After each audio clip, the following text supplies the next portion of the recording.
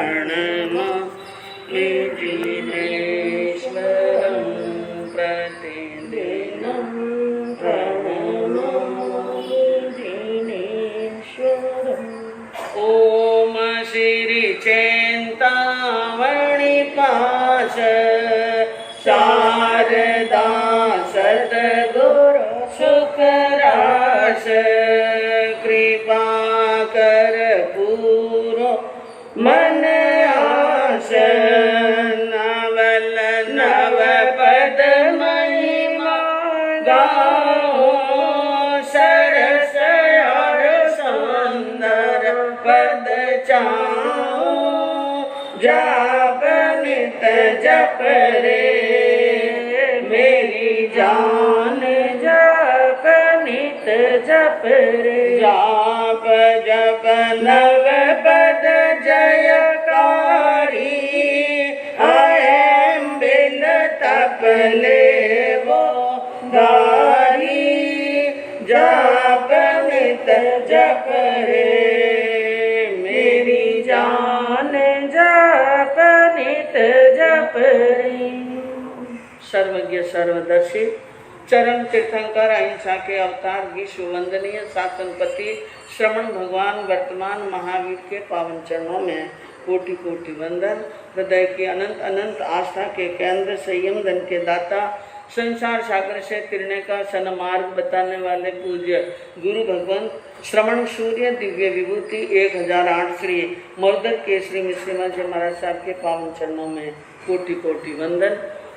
अहिंसा दिवाकर लोकमान्य संत श्री राजस्थान वरिष्ठ प्रवर्तक पूज्य गुरुदेव श्री रूपचंद जी महाराज साहब के पावन चरणों में कोटि कोटि वंदन। मरुदरा भूषण संत शिरोमणि पूज्य प्रवर्तक गुरुदेव श्री सुकन मुनि जी महाराज साहब के पावन चरणों में कोटि कोटि वंदन। साधना की प्रतिमूर्ति सद्गुणों की उपासिका सरल मना शांत दांत गंभीरा गुरुवरिया माँ सती श्री सज्जन कंवर जी महाराज साहब के पावन चरणों में कोटि कोटि धर्म प्रेमी बंधुओं, शीलवती माताएं बहनों, आज होली पर्व का 6ठा दिन और इस होली पर्व के 6ठे दिवस में आप सुनेंगे क्योंकि धवल सेठ जो वहाँ पर कम्बुद्वीप की थाना नगरी के अंदर गया, महाराजा को भेंट सामने रखी और भेंट रखते समय वापिस खड़े होते समय उसने क्या देखा कि महाराजा के बिल्कुल बराबर वहाँ पर कुर्सी पर बड़े सम्मान सहित श्रीपाल बैठे और श्रीपाल को देखकर मन के अंदर बड़ी घबराहट हुई, पसीना पसीना होने लगा और फिर उसके बाद में श्रीपाल जी के हाथ से पान ग्रहण किया क्योंकि राजा का आदेश था, ससुर राजा का, कि ये बहुत बड़े सेठ आए हैं, इसलिए कंवर साहब इनका मान बढ़ाने के लिए अपने हाथों से क्या दो। और धवल सेठ कौन है वो श्रीपाल जी जानते हैं, लेकिन अपने ससुर राजा के सामने उन्होंने कुछ भी नहीं कहा। ये कितना बड़ा सेठ है न क्या है वो सब जानते हैं। उन्होंने पान दे दिया, यथास्थान बैठ गए। सेठ जी वहाँ से रवाना हुए।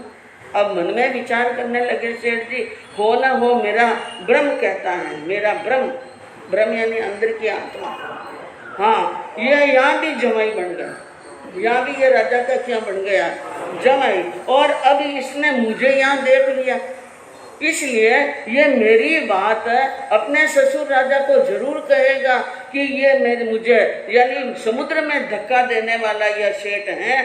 जब इस बात का पता चलेगा महाराजा को तो वे मुझे जान बख्शने वाले नहीं हैं, इसलिए श्रीपाल उनको कहे और राजा रूठे उनके पहले मुझे एक ऐसा काम करना है कि राजा खुद नाराज होकर के श्रीपाल को ही सूली पर चढ़ा। किसको? हाँ, कहते हैं ना, ये जो मनुष्य की जो दुर्जना के मन की बात, एक ज्ञानी ने क्या कहा कि स्त्री चरित्रम पुरुषस्य भागम नृपस्य चित्तम कृपणस्य वित्तम और मनोरथ दुर्जन मानवाना। राजा के चित्त की बात और नृपस्य चित्तम कृपणस्य वित्तम, एक कंजूस व्यक्ति जो रोज फटी धोती पहनता है, फटी कमीज और फटी पगड़ी और मैले कुचेले कपड़े पहनता है, उनके पास में कितना धन है। कृपण व्यक्ति कभी खाया नहीं, कभी खर्चा नहीं। अब वो कितना धनवान है दुनिया जानती नहीं है। नृपस्य चित्तम कृपणस्य वित्तम मनोरथ दुर्जन मानवानाम, और मनोरथ दुर्जन के मन के मनोरथों को और स्त्री चरित्रम पुरुषस्य भागम, स्त्री के चरित्र को और पुरुष के भाग्य को देवो न जानाति कुतो मनुष्य, देवता भी नहीं जानता है तो मनुष्य की क्या बात है। तो बंधुओं, अधमन सुधरे लाख ही, 100 बार बचा दो। अभी सुना ना, एक बिच्छू 100 बार पानी में गिरे, 100 बार बचा है तो भी वो क्या मारेगा? डंक। अधमन सुधरे लाख ही के ऊंची संगत पाए, किस विध चाले कागला ए राजहंस की चाल। हजारों राजहंसों के बीच में भी कौवा को रख दो, वो राजहंस की चाल चल नहीं सकता है। तो अब धवल सेठ जी ने मन में सोच लिया, श्रीपाल को मारना है और परई आंगलियों से पुन करना। किस आंगली से? इसलिए वो सोच रहे थे, उतने में आ गया एक भांडों का झुंड।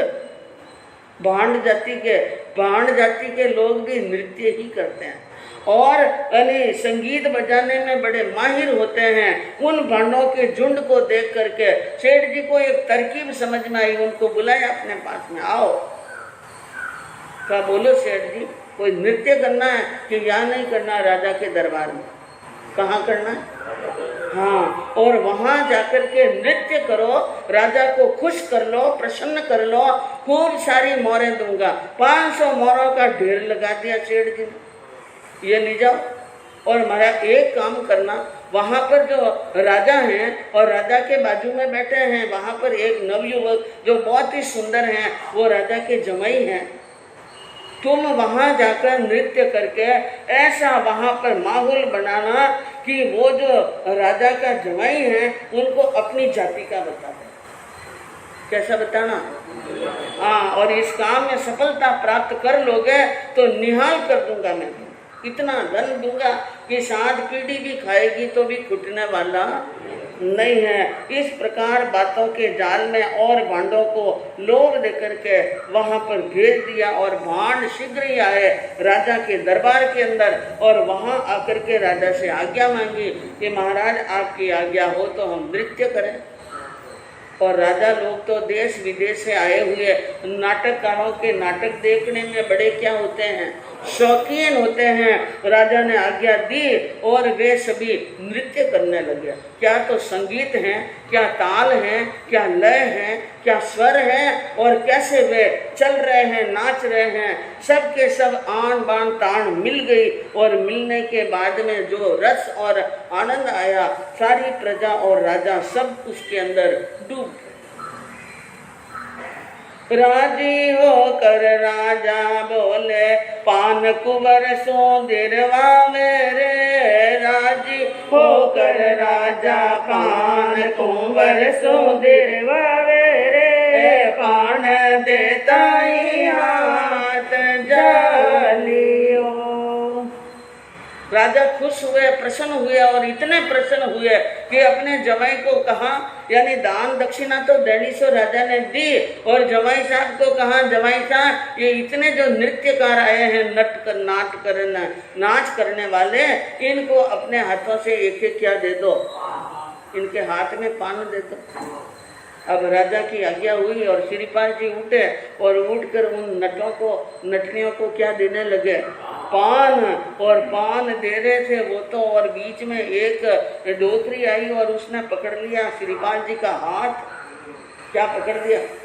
हाथ। और हाथ पकड़ करके कहा, अरे की का मारा अटे तू तो की कर आयो रे। पानी में पड़ियोड़ो बचियो भाग सो। भाई ने बोझाई काका काकी के बनिया रे। माता ने मामना वाला मोकला। एक बुढ़िया आई, हाथ पकड़ा और पकड़ कर कहने लगी, अरे कीका, अरे बेटा, अरे डीकरा, तू यहाँ कैसे? और तू तो पानी में पड़ गया था। तू पानी में पड़ गया और तू जिंदा रह गया और जिंदा रह करके बच करके यहाँ आ गया। इतने में एक जना आया, उसने कहा भैया तू पानी में पड़ा, कहीं ज्यादा चोट तो नहीं लगी। और एक औरत आई, कहा बना सा तबीयत तो आपकी ठीक है। अब एक भाई और एक भुजाई, और किसी ने काका बन गया, कोई काकी बन गया, और कोई माँ और कोई मामना बना, और कोई भाणु कह करके बुला रहे हैं, कोई जेठूदा साहब कह रहे हैं, तो कोई देवर बन रहा है। इस प्रकार यानी कह करके बार बार संबोधन कर रहे हैं। राजा और सभा देख रही हैं कि ये लोग अपना रिश्ता बता रहे हैं। मचियो भारी रोड़ो ओ कहीं घोटाणो वेगियो हाथ से। राजा सोचने लगे क्या मेरे हाथ से कोई घोटाला हो गया, ये श्रीपाल जी जाति का भांड है क्या। अब राजा मन में क्या करने लगे, अरे राजा तड़क्यो, अरे भांडरा क्यों थे मरनो चाहो रे, किनने बनावो साजन आवेरो। राज जमाई है तो मारा जाने खींचन लग्या रे, इधरो क्यों बाट्यो दारू दो गलो। राजा ने एकदम क्रोध में आकर के तड़क करके कहा कि लगता है तुम सभी की मौत आ गई और अब कोई नहीं बचोगे।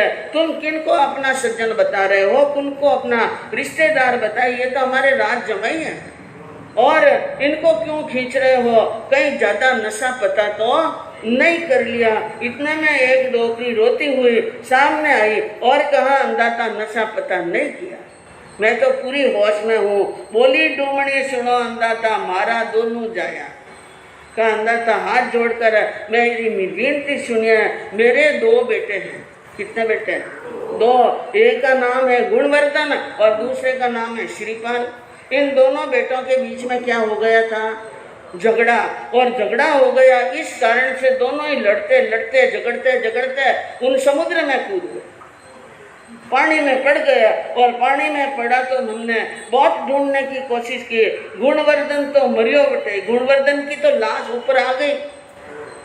तो हमने देखा गुणवर्धन मर गया, लेकिन श्रीपाल की लाश मिली नहीं। तो हमने ये समझा कि मगरमच्छ जैसे बड़े बड़े जानवर खा गए होंगे, लेकिन आज यहाँ पर इनको जिंदा देखा और इस वेश में देखा तो जीवतड़ा देखी ने हिवड़ो भर गए।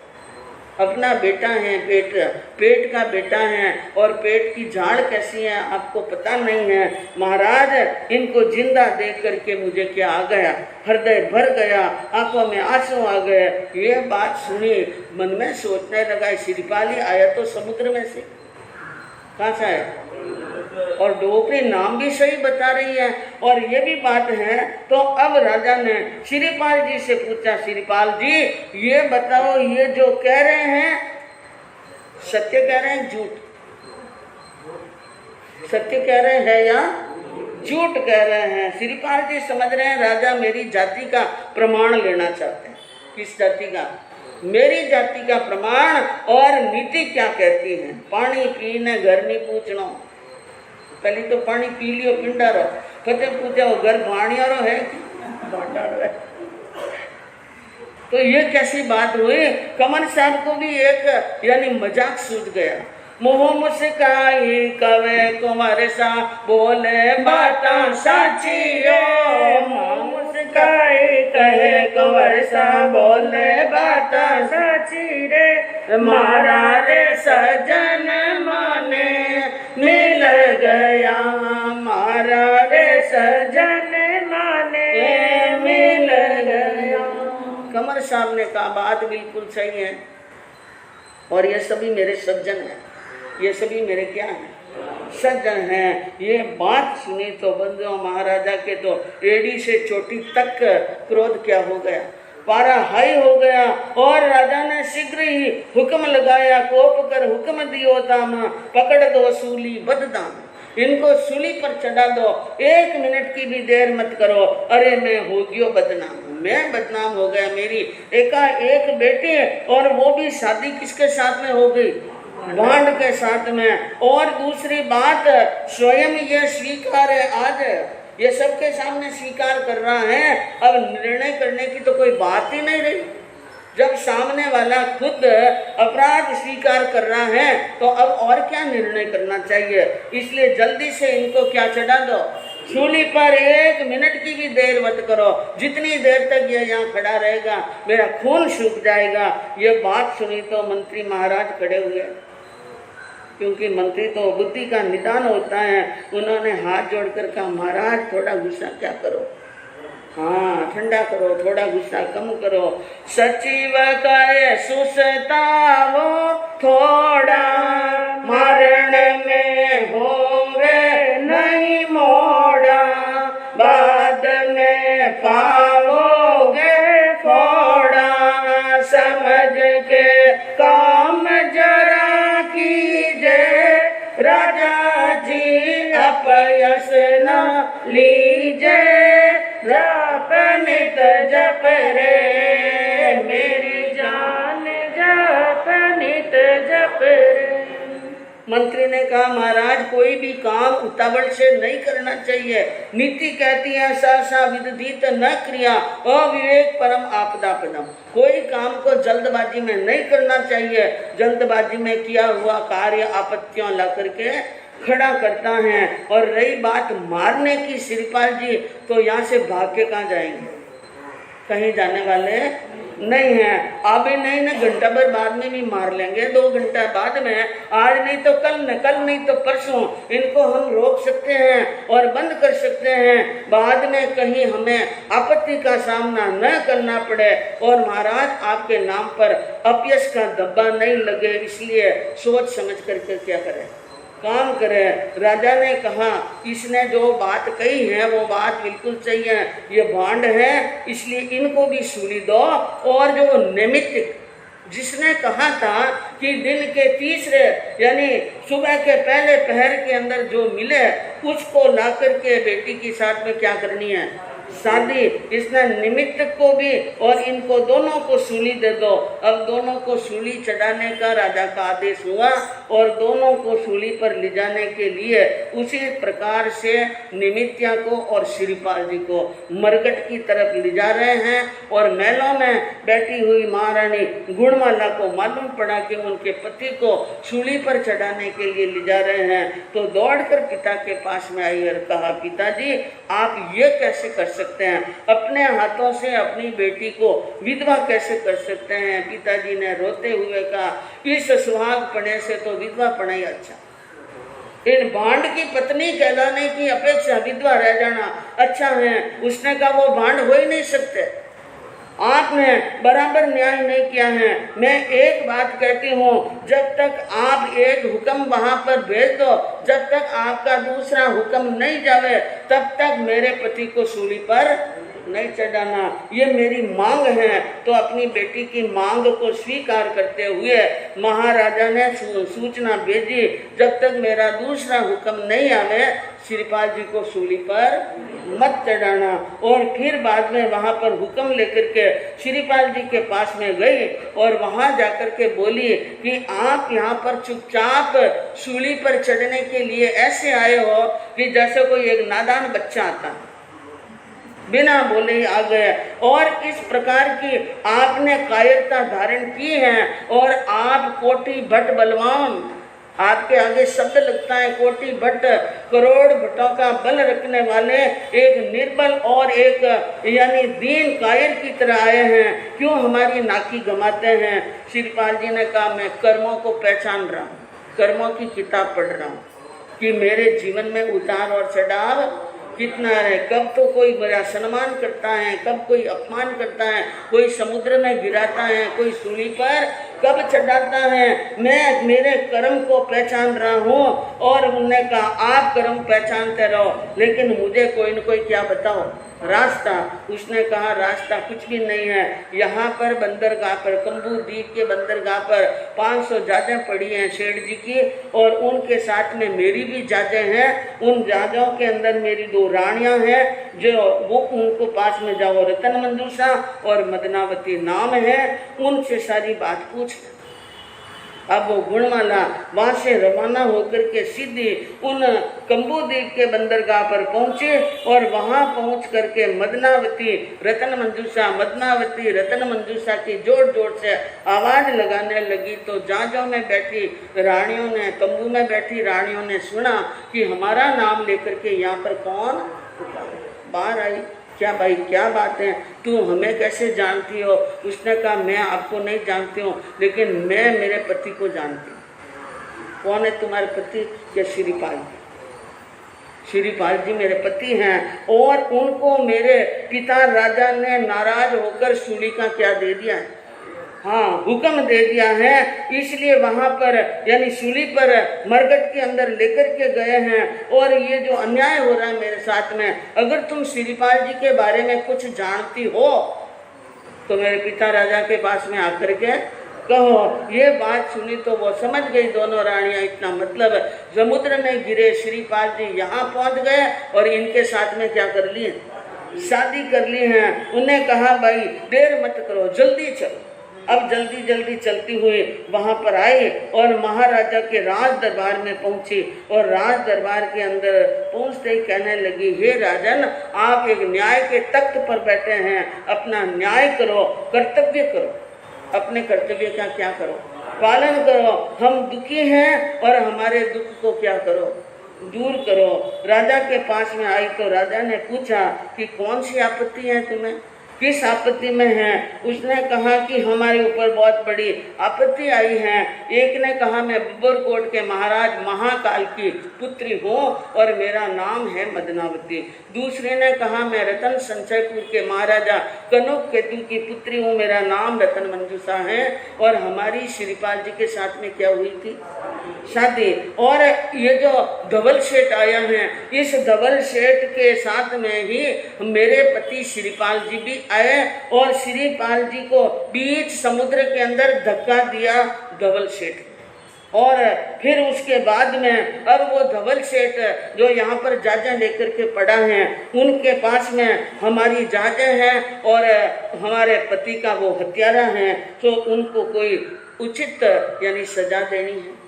ये बात है, बात सुनी तो मन के अंदर विचार आया, अरे कहता कंपे काल जोरे धवल सेठ महानी मम पति को दरिया में डारियो बहती जा बीच नृप न्याय विचारो कर्तव्य थारो कैसे विचारो। कन्याओं ने कहा हमने ये सुना है कि श्रीपाल जी को सूली पर चढ़ाया जा रहा और वो आदेश आपने दिया।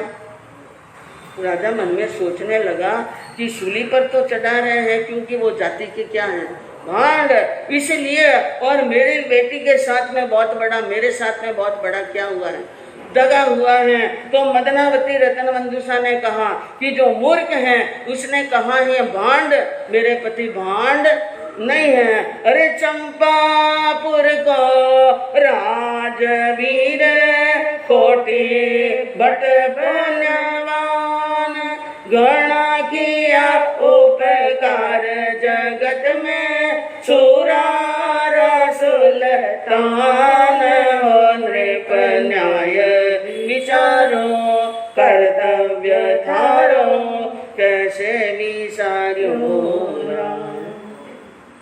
महाराज आप किसी के चाले लग गए हैं और एक बात ध्यान रखना, वो चंपापुर का राजवी अंग देश के अंदर उनका राज्य चलता है, चंपापुर उनकी राजधानी है और कोटि भट्ट बलवान हैं और बड़े पुण्यवान हैं, बहुत उपकार किए हैं जगत के अंदर। और धवल सेठ के ऊपर भी बहुत बड़े बड़े क्या किए हैं, उपकार किए हैं। मर्जी से सूली पर पहुंचे, उनको सूली पर चढ़ा दे, माँ ने किसी लाल को जन्म दिया ही, हाँ ये उनकी मर्जी थी इसलिए पहुंच गए। लेकिन आप क्या सोचते हो कि वो सूली पर चढ़ ही जाएंगे? नहीं, ऐसा कभी नहीं होगा।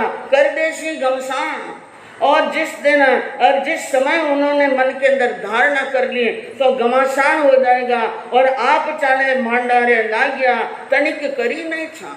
वो नीच जाति के लोगों ने कह दिया और आप उनकी बात को क्या मान गए, सच मान गए। इसलिए आप न्याय कीजिए, अन्याय मत कीजिए, अन्याय से काम चलने वाला नहीं है। अब मंत्री आए सामने, लो मां, मैंने कहा ना थोड़ा सुस्त हो, थोड़ा सा क्या करो, सुस्त हो। रो ये क्या काम बन गया और कैसे बन गया, यह काम जल्दी समेटो। बात बांडा ने भूपति बुलाया।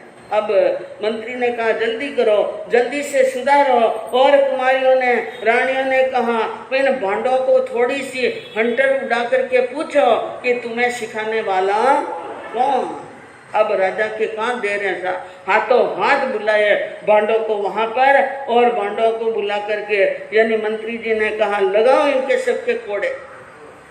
अब सबके कोड़े उड़ने लगे, 1 2 4 5 कोड़े उड़ते ही थर जूझने लगे। और भांडों से पूछा ये किनके कहने से नाटक रचा भाई।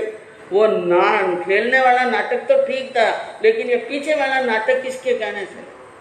तो उन्होंने सत्य बात जाहिर कर दी। बांड कहे भर माया माने सेठ जी ले करके छाने, रतन को कंकर करवाने, मोराले पात कयो करियो बण्यो सो साचो उच्चरियो जाप नित जप रे मेरी जान जाप नित जप रे। हाथ जोड़ते हुए धूसते हुए बांडा ने कहा गुनाह माफ हो, हम सभी गुनहगार हैं और सेठ जी के कहने में आ गए। मोरे बताइए लोग में आ गए और सेठ जी ने कहा रतन को कंकर करवा। रतन को क्या बनाना, कंकर। सो हमने ये काम किया है महाराज, और इस कारण से यह बात हुई है। राजा को गुस्सा आया, कहा सभी भांडों को जेल में रख दो। और सेठ को पकड़ा, उन वीड़िया 2-4 अनुचरों को भेजा, जाओ सेठ जी को पकड़ कर लाओ। अब सेठ जी को भी वहां पर पकड़ कर लाया और लाल चकडोर मार कर। सेठ जी भी किया ऊपर खूब हंटर उड़े और उन्होंने कहा हे महीपति मेरा गुनाह माफ कीजिए, मैं दास हूँ, मुझे तस्ती मत दीजिए, मैं गुनहगार हूँ। अब ये सब हो रहा था। मंत्री जी ने कहा कि भांडों को धवल सेठ जी को तो बाद में देखना, महाराज इनको तो जेल में क्या कर लो बंद। और जो श्रीपाल जी को सूली पर चढ़ाने के लिए मरगट के ऊपर भेजा है ना, पहले जमाई साहब को मना करके क्या लेके आओ, दरबार के अंदर लाओ, कहीं अनहोनी नहीं हो जाए, इस कारण से वहां पर जरूर चलना है। यह बात सुनकर मंत्री की सलाह अनुसार महाराजा रवाना होते हैं। बड़े बड़े सरदारों को साथ में लेकर के उन मरगट की भूमि पर, शमशान की भूमि पर जाते हैं। और वहां जाकर के राजा के बोलने के लिए तो कोई शब्द ही नहीं था। हाथ जोड़कर आंखों से सिर्फ आंसू निकालते हुए सामने खड़े हैं और सिर झुकाया। श्रीपाल पे सारा आया तो सारा आया ने शीश झुकाया, अब कंवर सा महल पधारो, अर्थ है मोटा निज विरोध विचारो, अब कंवर सा महल पधारो। सब सरदार आए, बड़े बड़े लोग आए, महाराजा आए, मंत्री और प्रधान भी आए। हाथ जोड़कर सिर झुकाया और कहा कबर साहब महल पधारो। क्या पधारो महल। अब कबर साहब तो वहां पर खड़े हैं, देख रहे हैं, मनवार कर रहे हैं सभी के सभी। और मंत्री ने कहा आप मोटे, आप बड़े हो, और बड़े व्यक्ति को क्या कहते हैं, बड़ी विचारो। बड़े को क्या बोलते हैं, आप तो बड़ा हो, आप तो मोटी विचारो, बड़ी विचारो और निज विरुद्ध विचारो।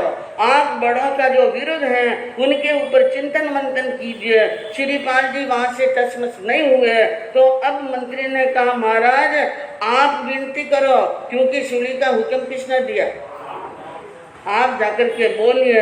अब राजा सामने आया और कहने लगा, मैं अज्ञानी आ नहीं जानी, मैं अज्ञानी हूँ, मैंने जिंदगी में इतने वसंत गुजारे, लेकिन आज मुझे मालूम पड़ा है कि मेरे अंदर ज्ञान नहीं आया। अरे सूरज कभी न होवत कारो, सूरज कभी काड़ा होने वाला नहीं है। अब मेरी जो भी गुनाह हुआ है अब माफ करो और महल पधारी है। मंत्री ने बहुत समझाया था और मुझे कहा था सुस्ता हो, लेकिन मैंने उनकी बात नहीं मानी। यूं समझ लो मैंने अपने हाथों से ही धूड़ अपने सिर के अंदर डाल दे।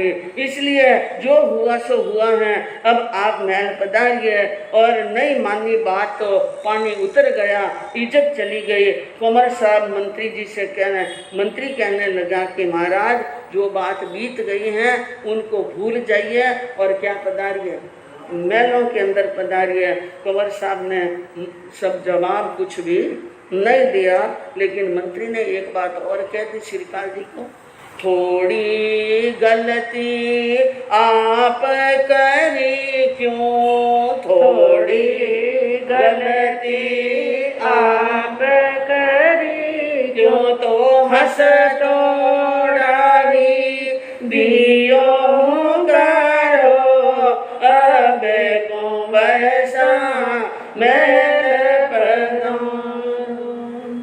मंत्री ने कहा, महाराज श्रीपाल जी थोड़ी सी गलती आपसे भी हुई। क्या गलती हुई? जब हमारे राजा ने आपको पूछा कि ये भांड कह रहे हैं वो बात सही है कि झूठ, तो आपने क्या बोला? सही। अगर आप कह देते झूठ है तो निर्णय होता, बात कुछ और बनती है, लेकिन आपने हंसते हुए ही कहा सही। लेकिन सही क्या, इस कारण से ये सब क्या हुई है, गड़बड़ हुई है। अब होनहार को हो गया, आप हमारी लज्जा रखिए, आग रखिए। सारी बार बार विनती करने पर राजकुमार यानी श्रीपाल जी अपने ससुर राजा के साथ में, सरदारों के साथ में क्या आते हैं राज दरबार के अंदर। और वहाँ पर क्या देखते हैं, भांड बैठे हैं और धवल सेठ बैठा है, और वहाँ पर उनके सबके ऊपर क्या पड़ रहे थे, हंटर पड़ रहे थे, घोड़ों की मार पड़ रही थी।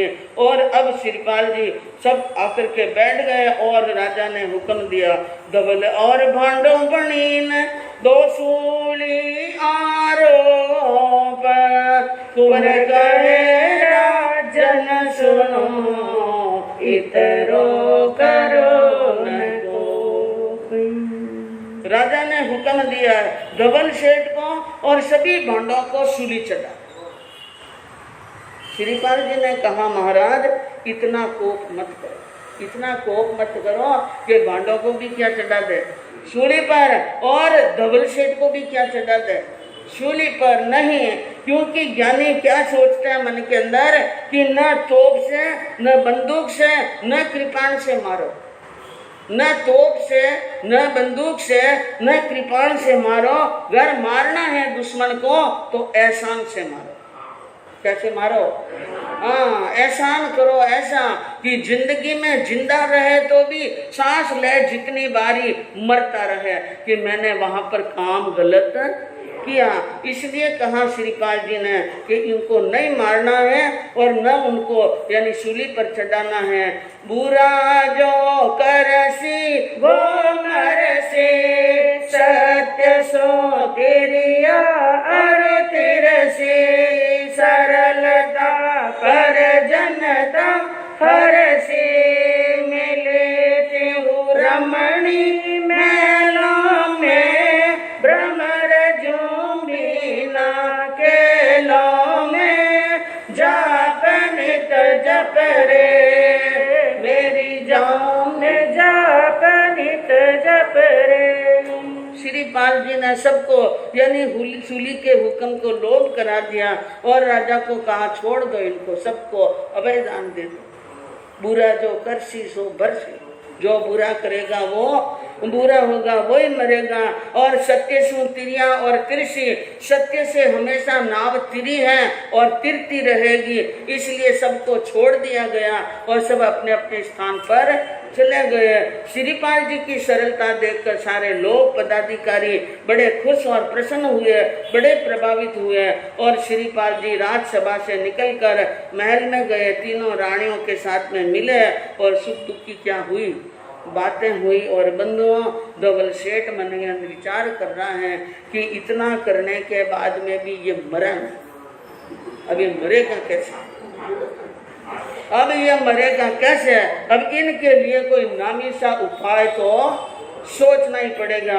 अब पूरी रात में श्रीपाल जी के लिए क्या उपाय सोचता है धवल सेठ और क्या कर्तव्य करता है, बंधु आगे सुनने से मालूम पड़ेगा। आज होली पर्व का 6ठा दिवस है। ओम ह्रीम नमो नाणस्य, ओम ह्रीम नमो नाणस्य की 21 माला फेरनी है, 51 लोगस का ध्यान करना है, 51 नमोथुणम देने हैं और 51 बार तिकुतों के पाठ से क्या करनी है, वंदना करनी है। वर्ण से आयंबिल करने वालों को सफेद वस्तु से आयंबिल करना है। यह आयंबिल की विधि है, इसको ध्यान में रखिएगा।